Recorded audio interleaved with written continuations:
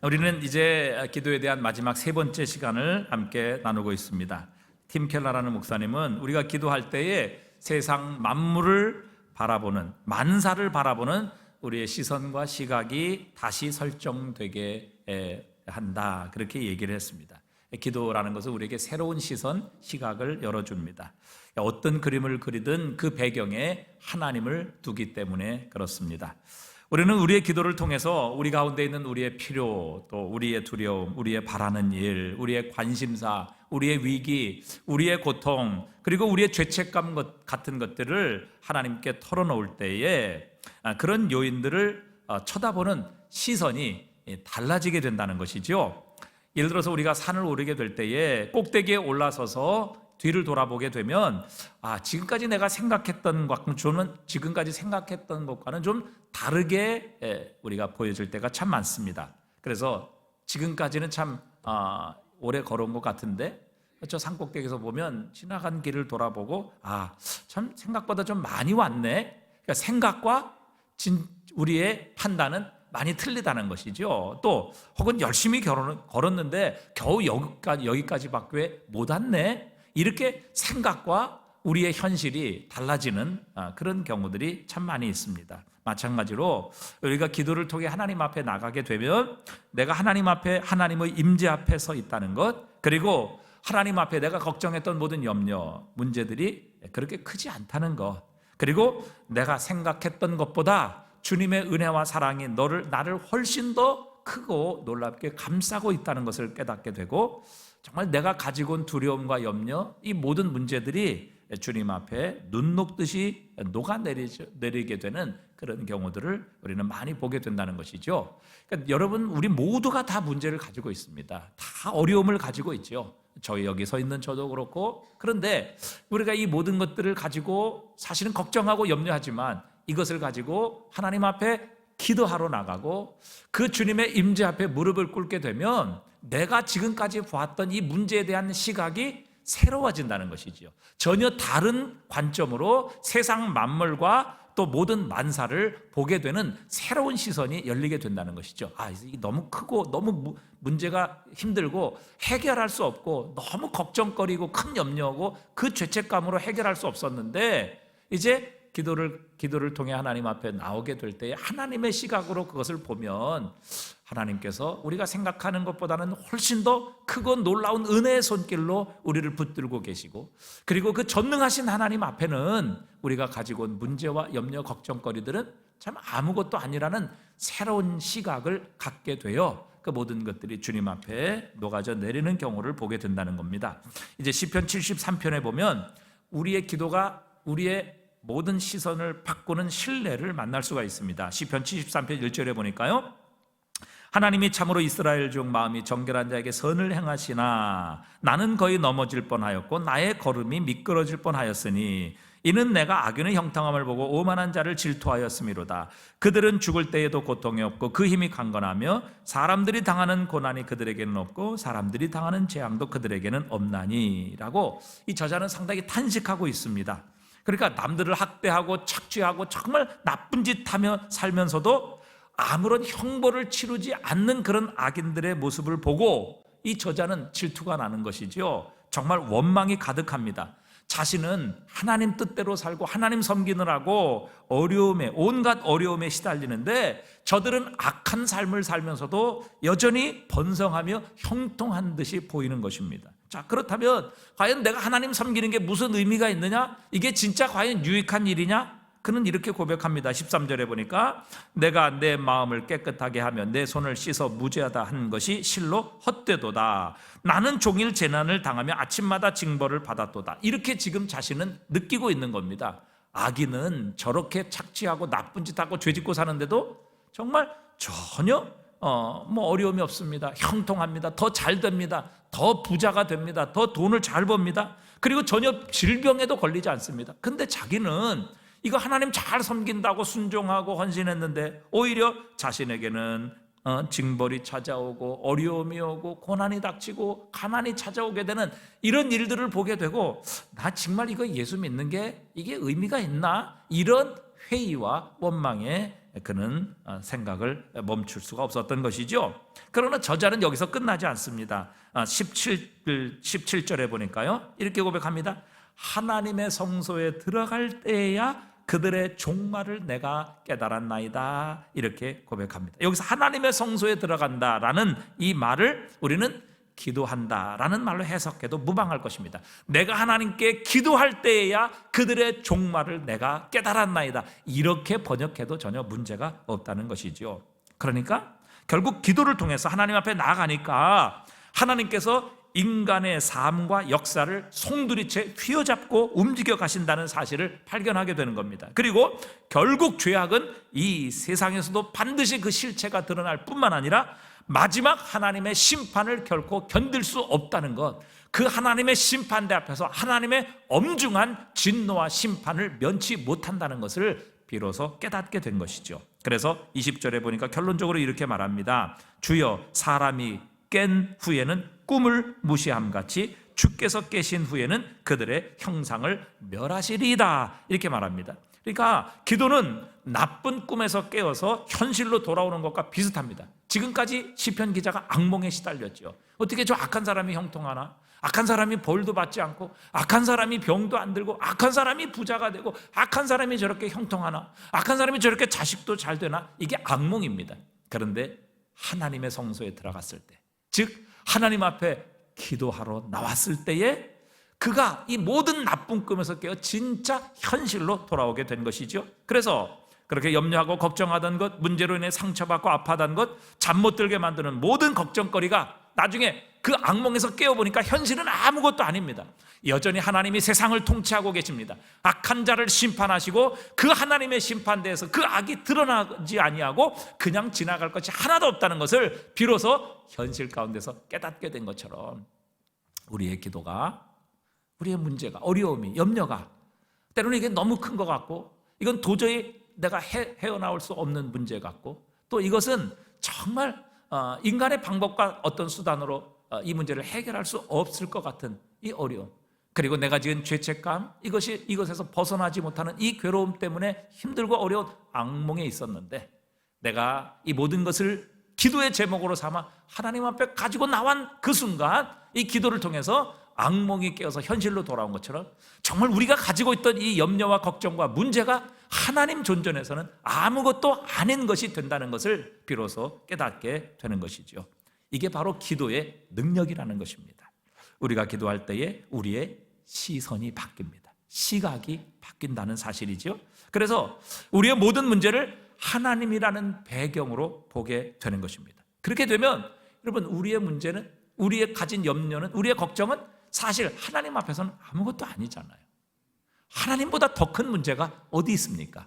하나님께서 해결하시지 못할 그런 죄책감이나 어려움이 있습니까? 그러니까 하나님이라는 배경에서 이 모든 것을 바라보게 될 때 우리가 가진 문제와 염려, 걱정의 모든 관점과 시각이 바뀌게 되는 것을 경험하게 되는 것이죠. 마치 악몽에서 깨어 현실로 돌아왔을 때 그 악몽은 아무것도 아니잖아요. 정말 일장춘몽 아니겠습니까?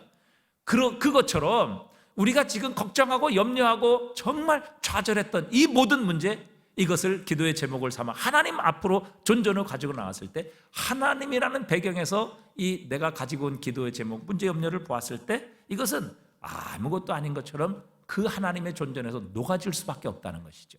우리가 이렇게 하나님 앞에 내 문제를 기도의 제목을 가지고 나오게 될 때에 이 하나님께서 우리의 삶에 축복하시는 과정이라는 사실입니다. 자, 우리는 거의 대부분이 그렇죠. 하나님께 기도하면서 하나님, 우리의 이 문제를 해결해 주십시오. 또 하나님, 이 환경을 좀 바꾸어 주십시오. 그렇게 하나님께 기대하고 그렇게 하나님께서 응답해 주실 것을 기대합니다. 여러분, 하지만 복음이 말하는 궁극적인 승리는요, 환경과 상관없이 흔들리지 않는 하나님의 평강입니다. 만약 우리가 원하는 대로 우리의 기도의 제목이 응답돼서 환경이 바뀐다고 해보십시오. 그러면 이게 정말 축복일까요? 우리가 기도해서 우리가 부자가 되고, 우리가 기도해서 취직도 되고, 우리가 기도해서 병도 낫고, 이런 모든 문제가 환경이 바뀌는 이런 역사가 일어나게 된다? 이게 진짜 우리에게 하나님의 진짜 축복일까 하는 것입니다. 여러분, 요셉의 예를 한번 보십시오. 요셉은 형들의 미움을 받아서 이제 구덩이에 빠져 죽임을 당할 위기를 처하게 되죠. 물만 있었다면 요셉은 거기서 죽었을 것입니다. 그리고 형들은 요셉을 웅덩이에 밀어넣고 음식을 먹습니다. 얼마나 피도 눈물도 없는 잔인한 그런 인생들입니까? 다른 사람도 아닌 형제들입니다. 형들이죠. 근데 요셉이 이때 기도하지 않았겠습니까? 형들에 의해서 죽임을 당할 이 위기 가운데 하나님, 저를 좀 건져 주십시오. 저를 구원해 주십시오. 그래서 하나님, 이 환경을 바꾸셔서 저로 하여금 이 웅덩이에서 건져 주시기를 원합니다. 그렇게 하나님께 기도했을 것이 분명합니다. 근데 만약 하나님께서 그때에 요셉의 기도를 들으시고 그의 환경을 바꾸셨다. 그래서 그가 기도한 대로 그가 그 웅덩이에서 구원을 받고 자기의 사랑하는 아버지 집으로 돌아가게 되었다. 여러분, 어떻게 되었을까요? 이 구속의 역사가 과연 어떻게 진행되었을까 하는 것입니다. 여러분, 이 환경이 바뀌는 응답이 요셉에게 당장은 좋을지 모르지만 여러분, 결국 기근이 들게 되죠. 기근 때에 결국 70명의 야곱의 가족들은 다 아마 굶어 죽었을지도 모릅니다. 그러니까 우리의 기도를 들으시고 우리의 환경을 바꾸시는 것이 결코 전부 축복은 아니라는 것이죠. 여러분, 하나님께서 우리의 기도를 들으시고 환경을 바꾸실 때도 있습니다. 예를 들어서 이스라엘 백성들이 애굽에서 노예 생활할 때 그들의 고통으로 인하여 부르짖었을 때 하나님께서는 그들을 애굽에서 구원해내셨습니다. 환경을 바꾸신 것이죠. 또 가나안 땅의 광야에서 이스라엘 백성들을 가나안 땅으로 인도하신 것, 환경을 바꾸신 것이죠. 그렇게도 하나님을 인도하십니다. 그러나 여러분, 그게 결코 궁극적인 승리가 될 수는 없다는 사실입니다. 요셉은 결국 감옥에도 억울하게 들어가지 않습니까? 얼마든지 하나님의 환경을 바꾸셔서 감옥에 들어가지 못하게 하실 수도 있고, 그 순간에 증인을 내세우셔서 이 모든 것들을 다 드러내서 요셉으로 하여금 감옥에 들어가지 않게도 하실 수 있는 충분한 능력과 또 사랑을 가지고 계신 주님이십니다. 그러나 결국 하나님은 요셉으로 하여금 환경을 바꾸지 않으십니다. 감옥에 들어가게 하시지요. 여러분, 그렇다면 하나님께서 요셉이 감옥에 들어가는 그 순간 하나님이 함께 하시지 않으셨나요? 여러분, 요셉이 형들에 의해 애굽의 노예로 팔려갈 때, 억울하게 감옥에 들어갈 때도 하나님께서는 여전히 요셉과 함께 하셨습니다. 요셉을 붙드셨고요. 아니, 그렇게 위기를 당하고 고난을 당할 때마다 어쩌면 하나님께서는 요셉과 더 가까이 계셨을 것입니다. 그리고 그의 작은 신음에도 응답해 주셨을 것입니다. 우리가 지금 어려움을 당하고 요셉처럼 때로는 억울함을 당하고 위기를 맞이할 때 우리는 하나님께서 나와 함께 하시지 않거나 내 기도를 듣지 않으신다 이렇게 생각하는데 결코 그렇지 않습니다. 여러분, 하나님은 여전히 우리와 함께 하고 계십니다. 우리가 아무리 저 죽음의 웅덩이에 빠지는 그 순간에도 하나님은 여전히 우리와 함께 하십니다. 그런데 왜 하나님께서 우리의 환경을 바꾸시지 않습니까? 왜 우리의 기도대로 응답하시지 않습니까? 하나님의 생각과 우리의 생각은 다르기 때문입니다. 하나님의 생각이 우리의 생각보다 훨씬 높습니다. 그분은 영원을 생각하시고 우리에게 진정한 축복이 무엇인지를 알고 계시기에 우리의 환경을 바꾸시는 그런 기도의 응답을 하지 않으시는 것입니다. 여러분, 복음이 말하는 궁극적인 승리는요, 환경과 상관없이 흔들리지 않는 우리의 평강의 마음을 주시는 겁니다.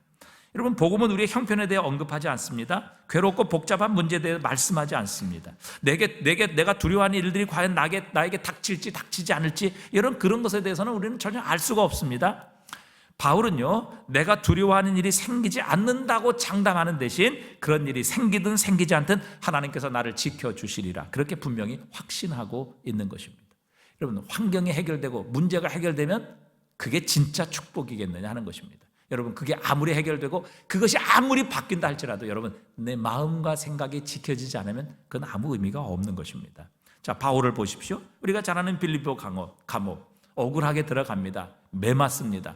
귀신 쫓아주었다고 좋은 일 했는데 오히려 그 주인이 이익이 끊어진 것을 보고 이 바울을 모함해서 바울과 실라를 채찍질하고 관원에게 끌고 가서 결국 저 어두운 지하 감옥에 그를 집어넣습니다.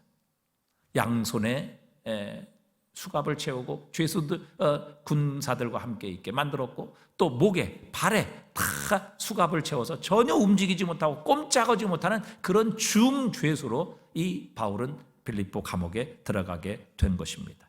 그럼 얼마나 억울했을까요? 얼마나 당황스러웠을까요? 그런데 하나님께서는 이 바울과 실라가 갇힌 이 환경을 바꾸지 않습니다.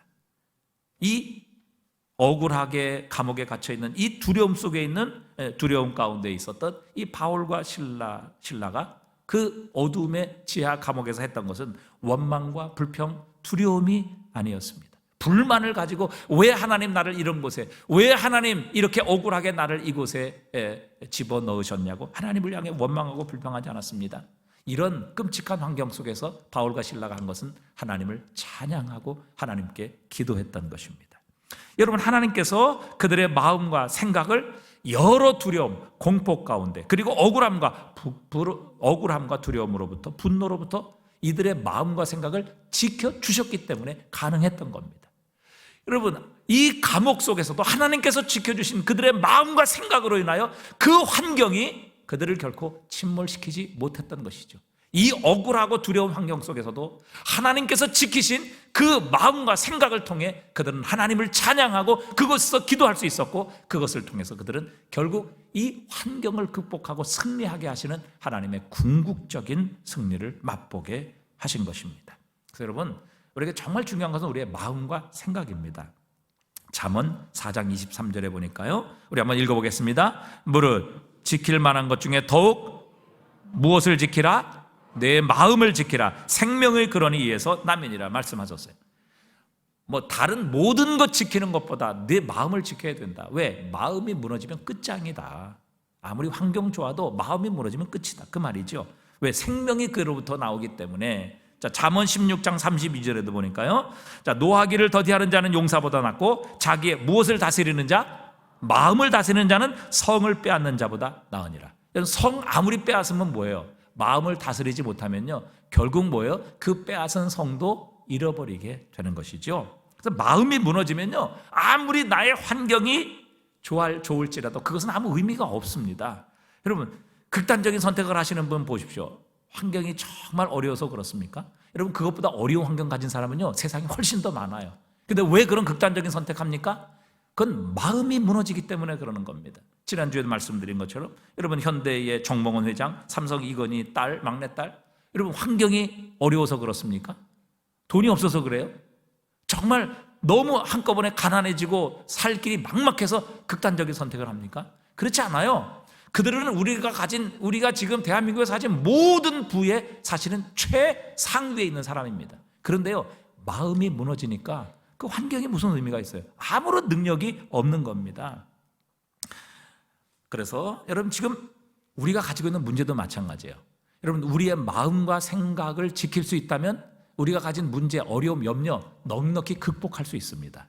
그런데 아무리 여러분 우리의 환경이 좋고 아무리 최고의 환경 속에 우리가 있을지라도요, 우리의 마음과 생각이 무너지잖아요. 그 아무 의미 없습니다. 그것이 우리를 살릴 수 없는 거예요. 그래서 주님께서 모든 지킬 만한 것 중에 더욱 내 마음을 지키라. 왜? 마음이 무너지면 끝장이기 때문에, 다른 모든 것을 극복할 수 있는 힘과 능력을 잃어버리기 때문에. 그러나 마음을 지키고 생각을 지키게 되면 어떤 위기, 어떤 어려움, 어떤 곤란 중에서도, 어떤 위기의 환경도 넉넉히 이길 수 있다. 그렇게 주님이 말씀하고 계시는 겁니다. 여러분, 다윗이 골리앗을 이기고 이스라엘의 승리를 가져오게 한 것이, 과연 다윗이 다른 군인들보다 더 탁월한 체력을 가지고 있고 무기와 능력을 가지고 있어서 과연 다윗이 이렇게 골리앗을 이기고 이스라엘의 승리를 가져왔습니까? 여러분, 과연 그의 외적인 조건, 환경 때문에 그가 승리를 거뒀다면 사실 그때는 사울 왕보다 더 좋은 조건을 가진 사람 없습니다. 사울 왕이 선택을 받았을 때에 다른 사람보다 어깨는 하나 더 컸다. 그만큼 체력적인 조건이 아주 가장 좋은 사람입니다. 무기도 가지고 있었죠. 아니, 누가 사울 왕을 당할 수 있겠습니까? 그런데 어느 누구도 이스라엘 백성들 가운데는 골리앗을 도전하려고 하지 않았습니다. 왜일까요? 바로 그 골리앗의 기세에 눌려서 모두의 마음이 무너졌기 때문이죠. 모두의 마음이 두려움으로 가득 찼기 때문에 어느 누구도 골리앗에게 도전할 수 없었어요. 아니, 나가서 도전하지 않는데 어떻게 하나님께서 그를 통해 역사하실 수 있어요? 일하실 수 있어요? 그러니까 여러분, 마음이 얼마나 중요합니까? 결국 마음이 두려움과 염려로 가득 찼을 때 어느 누구도 나가지 못했고, 나가지 못하니까 하나님의 역사와 능력도 체험하지 못하게 된 겁니다.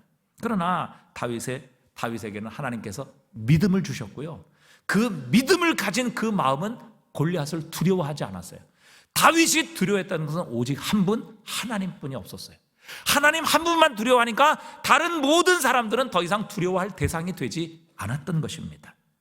그래서 사무엘상 17장 46절에 보니까요, 그 다윗이 골리앗을 향해 이렇게 나가지고 함께 읽어보겠습니다. 오늘 여호와께서 너를 내 손에 넘기시리니 내가 너를 쳐서 내 목을 베고 블레셋 군대의 시체를 오늘 공중의 새와 땅의 들짐승들에게 주어 온 땅으로 이스라엘의 하나님이 계신 줄 알게 하겠고, 47절, 또 여호와의 구원하심이 칼과 창에 있지 아니함을 이 무리에게 알게 하리라. 전쟁은 여호와께 속한 것인즉 그가 너희를 우리 손에 넘기시리라. 아멘. 여러분, 구원의 여호와의 구원하시면 칼과 창에 있지 않대요.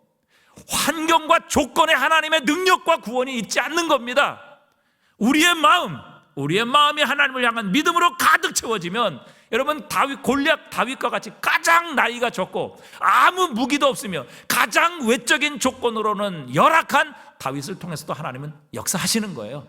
하나님이 역사하시면 가장 연약하고 열악한 다윗을 통해서도 가장 위대한 골리앗을 이기게 하시는 능력이 하나님께 있는 겁니다. 결국 이 승리는 뭐예요? 마음의 승리예요. 그의 생각의 승리라고요. 이스라엘 백성들은 마음과 생각에서 이미 두려움과 염려로 가득 찼기 때문에 실패한 거예요. 도전하지 않으려고 했고 결국 하나님의 역사를 경험하지 못한 겁니다. 그러나 가장 작고 나이 어리고 연약했고 무기도 없었던 이 다윗, 그러나 그의 마음이 하나님을 향한 신뢰와 믿음으로 가득 채워졌을 때, 그 마음을 두려움이 지배하지 못했고 믿음이 그의 마음을 지배했을 때, 순종하며 나갔을 때 무기도 없었어요. 갑옷도 없었어요. 아무것도 없었어요. 그저 길거리에 있는 그 돌멩이 하나를 가지고 던졌을 때 하나님께서는 그 무기도 아닌 돌멩이 하나를 가지고 골리앗을 이기게 하시는 위대한 승리를 경험하게 하신 겁니다. 여러분, 우리의 마음이 얼마나 중요해요? 마음이 무너지면 끝장입니다. 우리의 생각이 타락하면 끝장이에요. 결국 이 다윗의 승리도 그 마음의 승리예요. 그래서 여러분, 하나님께서는 가나안 땅에 자신들보다 숫자도 많고 또 훨씬 더, 그 당시에 이스라엘 백성들은 아무 무기도 없었어요.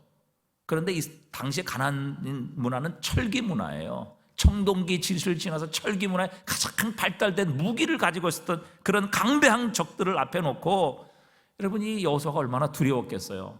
그 위대한 하나님과 직접 만나 대화를 나눴던 모세는 이미 세상을 떠났고, 자기가 이스라엘 백성, 이 오합지졸 노예였던 이 백성들을 이끌고 가나안 땅에 들어가서 그 땅을 정복해야 되는데 얼마나 두렵고 얼마나 염려가 많았겠습니까? 그런데 그런 여호수아를 향해 하나님께서 뭐라고 말씀하십니까? 우리가 잘 아는 여호수아 1장 9절에 보니까요, 이렇게 하나님 말씀하세요. 함께 읽어봅니다. 내가 네게 명령한 것이 아니냐?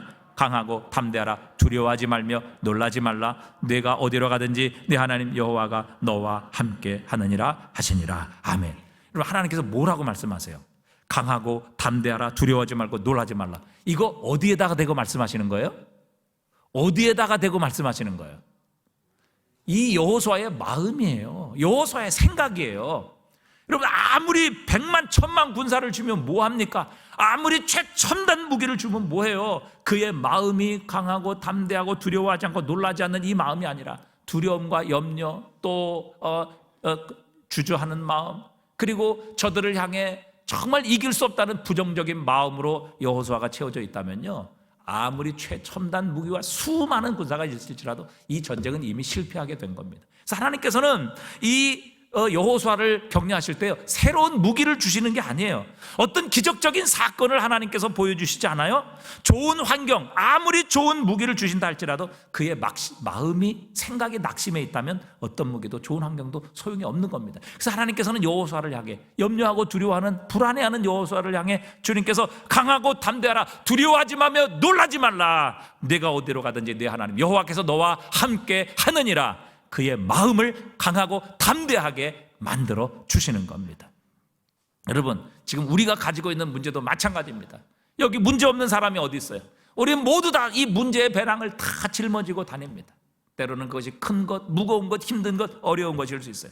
여러분, 어떤 분은 자녀의 문제 가지고 있는 분이 있어요. 자녀로 인해서 속상하고 어려움을 가지고 계신 분도 있고요. 지금 경제적인 문제로 어려움 당하고 걱정하시는 분도 있어요. 인간관계, 또 취업의 문제, 또 결혼의 문제, 여러 가지 문제를 가지고 있어요. 어떤 분은 정말 외적으로 전혀 문제가 없는 것 같아요. 너무 경제적으로도, 주변의 환경도, 또 뭐 주변에 있는 사람들 인격도. 근데 그 속에 파고 들어가면요, 정말 우리가 알지 못하는 그런 어려움과 고통이 있는 것들을 보게 됩니다. 자녀들이 장애를 가지고 있고 그들을 향해 정말 어려움과 고통이 있는 이런 것들도 있고요. 정말 우리 가운데 문제가 없는 사람은 없어요.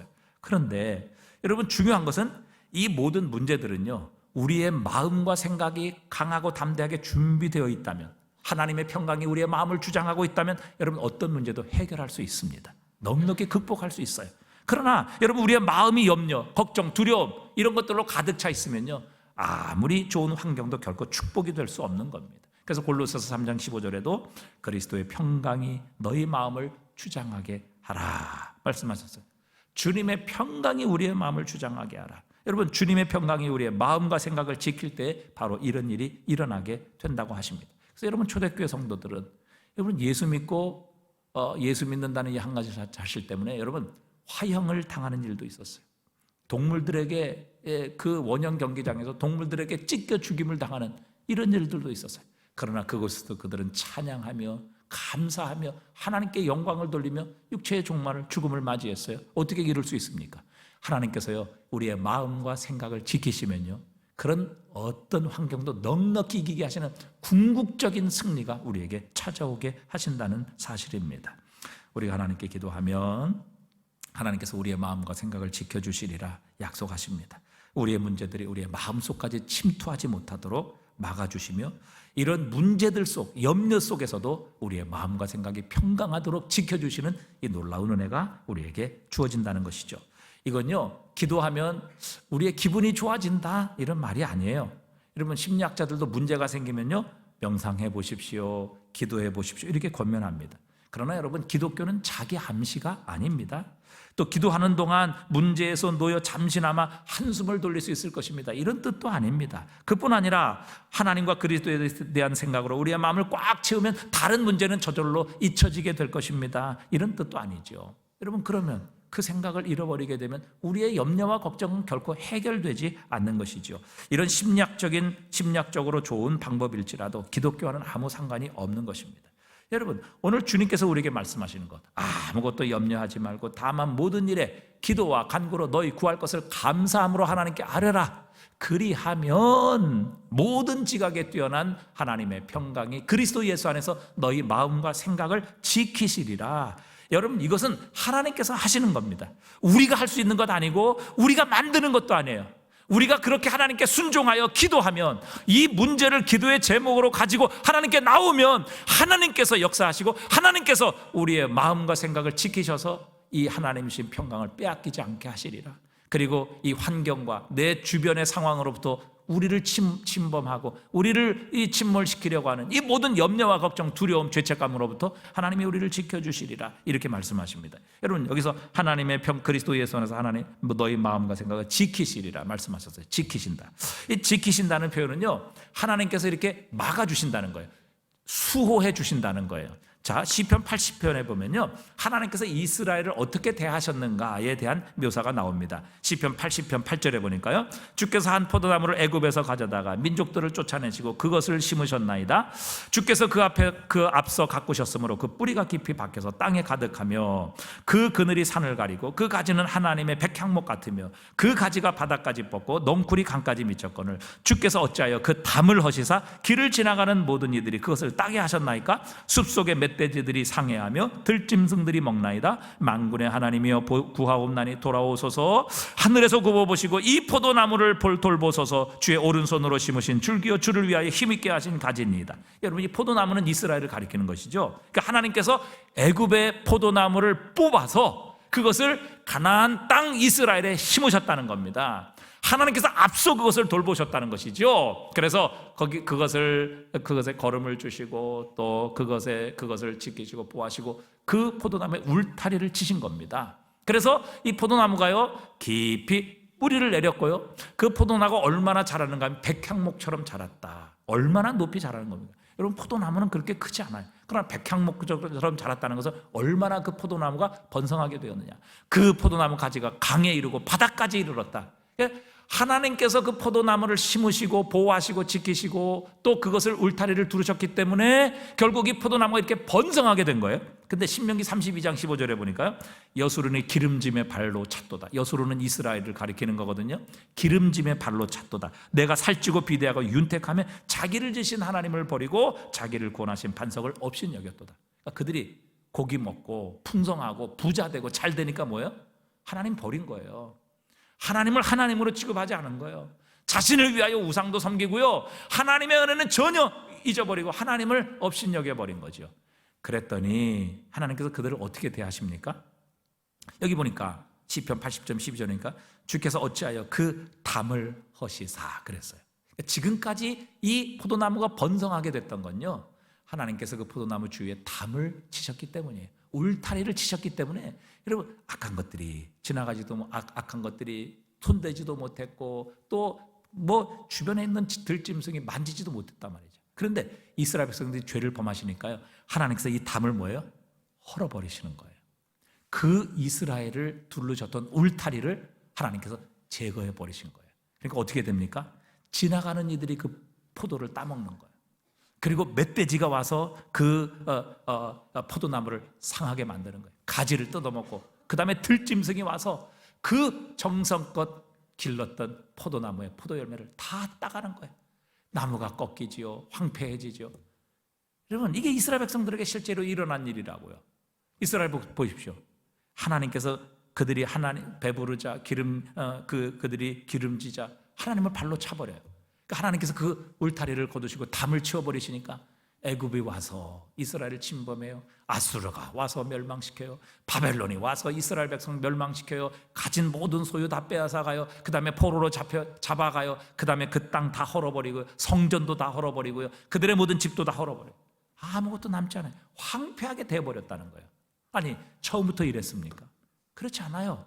하나님께서 그들을 보호하시고 지키셨던 담을 헐어버리시니까 여러분 지나가던 놈이 와서 다 따먹고, 멧돼지도 와서 황폐하게 만들고, 들짐승이 다 그 가지요 그 나무 뿌리까지도 다 씹어버리는 이런 일들이 이스라엘 백성들이 일어나게 하신 것이라고요. 여러분 하나님께서 지키시지 않으면 결코 우리는 우리 스스로 지킬 힘과 능력이 없어요. 시편 127편 1절에도 보면 여호와께서 집을 세우지 아니하시면 세우는 자의 수고가 헛되며 여호와께서 성을 지키지 아니하시면 파수꾼에 깨어있음이 헛되도다. 여러분 이번에 튀르키예 지진을 보니까 2000년 동안 있던 성이요, 지진 한 번에 완전히 무너져가지고 그 흔적도 없이 사라졌더라고요. 여러분 우리가 아무리 여러분 아침에 일찍 일어나고 밤늦게까지 수고해서 여러분 우리가 집을 세워요, 하나님이 하루아침에 여러분 지진으로 그거 흔들어버리면 여러분 10년, 20년, 30년 평생을 수고했던 것도요 하루아침에 무너질 수밖에 없는 것이 우리 인생입니다. 여러분 파수꾼이 아침 일찍 일어나고 새벽 밤 늦게까지 여러분 성을 지킨들, 여러분 우리의 대적이 우리보다 10배, 20배 강한 대적이 쳐들어오면요, 파수꾼이 그렇게 지킨들 무슨 의미가 있어요? 여러분 다 성은 무너지고 빼앗기게 되는 겁니다. 그래서 뭐예요? 하나님께서 세우지 아니하시면 세우는 자의 수고가 헛되며 여호와께서 성을 지키지 아니하면 아무리 파수꾼이 100명, 1000명 하루 종일 24시간 깨어있을지라도 그 경성하는 것, 그 깨어있는 것이 다 헛되다. 너희가 일찍 일어나고 늦게 누우며 수고의 떡을 먹으며 헛되도다. 그럼 얼마나 열심히 일해요. 새벽부터 일어나서 밤늦게까지, 그것도 맛있는 음식이 아니라 나중에 맛있는 음식을 먹을 거라고 지금은 눈물의 떡, 고생의 떡, 수고의 떡을 먹는다고요. 그런데 어떻게 돼요? 결국 하나님이 지키시지 않으니까 다 헛된 거예요. 하나님께서 그 보호하셨던 울타리 담을 헐어버리시니까 여러분 이방인들이 와서 다 빼앗아가고, 농사지었던 거, 음식들, 자신의 자식들, 아내 모든 것 다 빼앗아 가버리고, 여러분 그 땅 황폐하게 만들어버리고, 결국 이스라엘은 다 포로로 잡혀가서 그 땅은 뭐예요? 빈 땅 된 겁니다. 그러나 여러분 그러므로 여호와께서 그의 사랑하시는 자에게 잠을 주시는도다. 이건 무슨 말이에요? 잠을 주신다. 하나님께서 지키시고 하나님께서 세우시면요, 우리가 지키지 않아도, 우리가 세우지 않아도 우리가 세우는 모든 노력의 수고의 결과를 우리가 얻을 수 있다는 거예요. 비록 파수꾼이 잠시 졸지라도 하나님께서 지켜주시면 대적이 그 성을 결코 침범하지 못하게 된다는 것이죠. 그래서 우리로 하여금 편안히 누워 잠을 잘 수 있도록 해 주신다는 겁니다. 여러분 하나님의 평강이요, 우리가 기도하면 하나님의 평강이 그리스도 예수 안에서 우리의 마음과 생각을 지키시리라.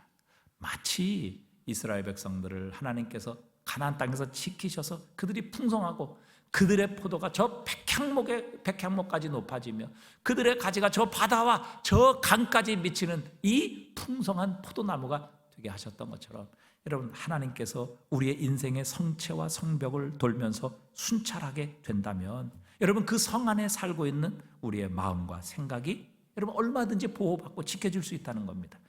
아무리 세상에 환경이 우리에게 스트레스를 주고 또 사람들이 우리에게 걱정하게 만들고 또 모든 주변의 사람들이 우리를 긴장하고 또 우리로 하여금 우리의 마음과 생각을 침투하고 공격할 때 하나님께서 우리의 성을 지키신다면 우리는 그 성 안에서 평강을 누릴 수 있게 하는 겁니다.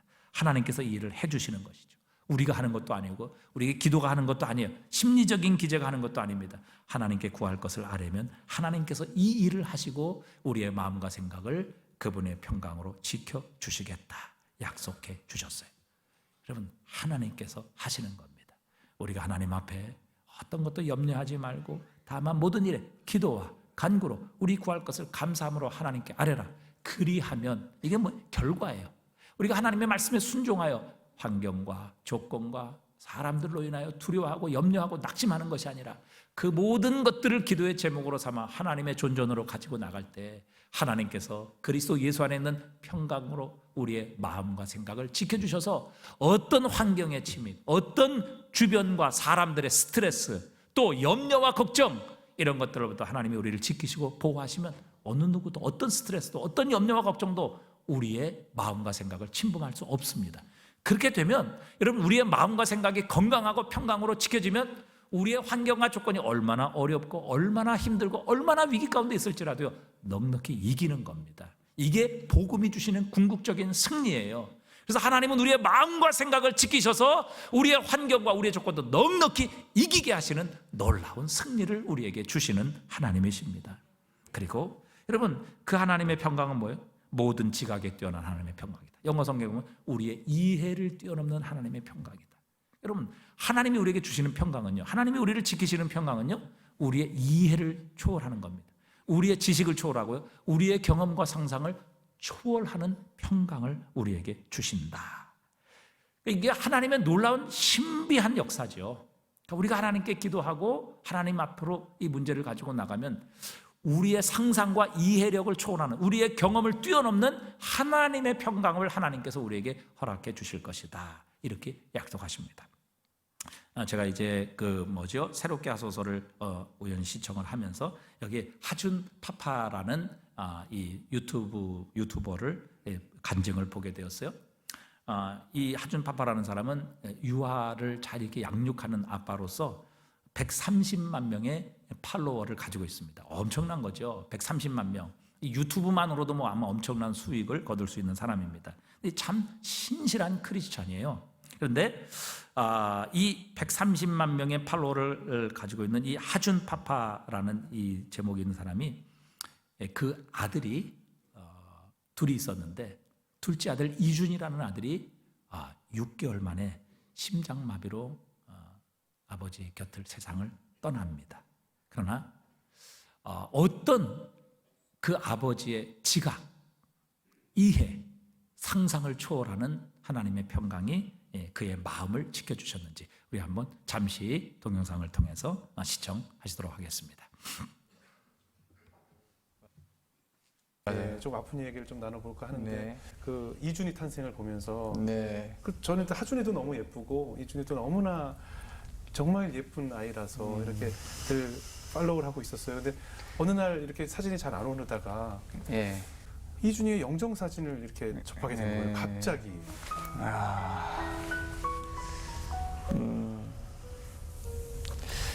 그냥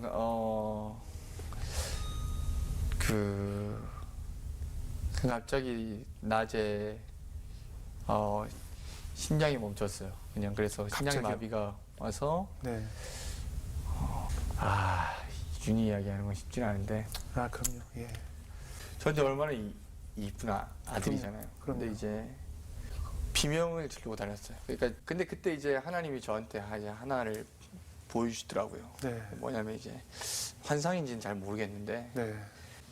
이렇게 따뜻한 빛이 있는데 우리 이준이가 너무 편안하게 누워 있더라고요. 예. 그래서 제가 빛에 안겨 있더라고요. 제가 어떤 음성 들었냐면은 태연아 걱정하지 마라 나랑 있다.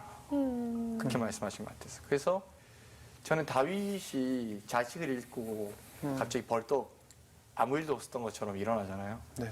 근데 그 마음을 조금 알 것 같아요. 하나님이 갑자기 괜찮다, 나랑 있다 그러시는데 바닥에서 기어다니면서 울다가 아무렇지도 않게 갑자기 진짜 벌떡 일어났어요. 그래서 주변에서 더 놀랬죠. 갑자기 괜찮아지니까. 그래서 오히려 주변 사람들이 저를 이제 잡고 막 이랬는데 제가 갑자기 이제 기어다니다 번쩍 깨니까 저희 아내도 놀랬죠. 제가 만약에 그러지 않았으면 저희 아내가 제가 환상을 봤다는 걸 못 믿었을 거예요. 네. 근데 갑자기 너무 정신 차리니까 아내가 그걸 믿더라고요.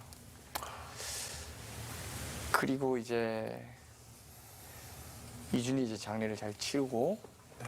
그래서 하나님 당에 기도했어요. 뭐냐면은 아이가 갑자기 이제 한나라 가면 부검을 해야 돼요. 네. 왜냐면 어떻게 갔는지 아무도 모르니까. 그렇죠. 사인을 밝혀야 되니까. 예. 이 아이는 이제 이렇게 안으면은 아이는 이제 힘이 있으니까 버티고 있으니까 등만 딱 잡으면 되잖아요. 네. 근데 이제 이준이를 이렇게 딱 안았는데 이제 이 팔이 이렇게 탁 쳐지더라고요. 드니까 사람의 두 팔을 잡고 가는 게 그렇게 힘든지 몰랐어요. 그리고 이제 내려가서 차가운 이제 냉장고 같은 곳에 들어가잖아요. 예. 근데 이제 근데 제가 이제 그 문을 못 닫겠더라고요. 왜냐면 걔가 거기 혼자 간다고 생각하니까. 그래가지고 이제 제가 이제 인생을 살다가 어머니가 이제 어느 날 이제 하반신이 마비가 오셨어요. 그래서 이제 걷다가 거동을 못 주어서 이제 쓰셨어요. 왜냐면 이제 허리가 너무 안 좋으셔서 제가 이제 어머니한테 너무 안 좋으니까 이제 어머니 너무 사랑하니까 어머니 안 아팠으면 좋겠다 그랬어요. 근데 그때 어머니가 이제 점점 나이가 들고 연세가 들어가니까 언젠가 어머니가 못 볼 것 같다는 생각이 들 때가 있었어요. 네. 근데 그때 이제 제가 뭐라고 기도했냐면은 하나님 감사합니다 그랬어요. 나는 어머니 5년의 인생을 함께 해주고 천국 가는 길을 함께 갈 수 없는데 네. 하나님 끝까지 함께 해주셔서 감사하다 그랬어요. 그때 이제 차갑게 된 우리 이제 아들이 들어갈 때 하나님 함께 하신다 그러니까 그것만 위로가 되더라고요. 이건 이제 우리 슬픈 이야기라 이제 아내한테 안 했는데 제가 그 애 키우는 게 너무 힘들었어요. 사실 제가 육아를 너무 많이 해서 네. 아내 일도 바쁘지 기부하지 근데 월화수목 금요일 회사 가서 열심히 일하고 주말이 돼가지고 집에 와가지고 애 둘 봐야 되잖아요. 하준이랑 놀고 또 이준이랑 놀고. 근데 그날은 이준이가 한우는 토를 너무 많이 하는 거예요. 옷을 갈아입혔는데 또 토하고 옷 갈아입혔는데 또 토하고 너무 싫은 거예요. 그게. 그래가지고 제가 진짜 짜증내면서 얘 옷 갈아입히고 손수건을 던졌어요. 근데 이제 장례를 끝나고 이제 아내는 못 온대요. 왜냐면은 이준이 생각나서 못 가겠대요. 저 혼자 이제 집에 들어왔어요. 왜냐면 이준이 짐을 다 버려야 되니까. 갔는데 이제 이준이 침대 옆에 이제 손수건이 이렇게 있는 거예요. 제가 그래서 내 아들한테 미안하다 그랬어요. 내가 더 사랑해주고 더 아껴줘서 했는데 너무 미안하다 그랬어요. 제가 지금 만약에 이준이가 돌아오잖아요.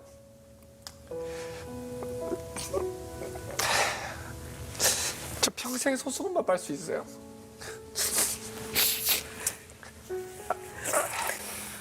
제가 세탁소를 해서라도 100만 개의 손수건이라도 빨 수 있어요. 근데 이제 우리가 하나님 앞에 힘들다고 불평하잖아요. 아이가 집을 어지럽히고 아이가 벽에다 낙서를 하고 아이가 옷을 더럽히잖아요.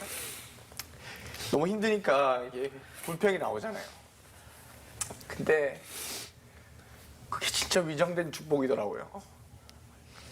집이 어지럽기 때문에